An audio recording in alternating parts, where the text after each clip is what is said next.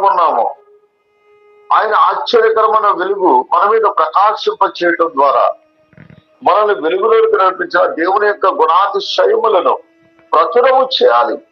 ఇది నీ డ్యూటీ, నా డ్యూటీ. నేను బాప్తిసం తీసేసుకున్నాను అంటే కాదండి, నేను రక్షణ పొందేస్తాను అంటే కాదు. రక్షణ పొందిన నువ్వు ఎంతమందిని రక్షించావు? నీ రక్షణానందాన్ని నువ్వు ఎంతమందికి కనుపరిచావు?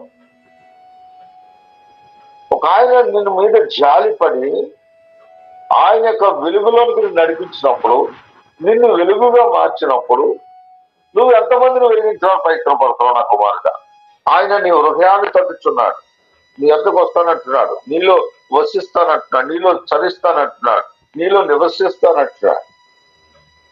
ఆయన నీ నుంచి కోరుకునేది ఏం లేదు, నీ హృదయాన్ని తప్ప.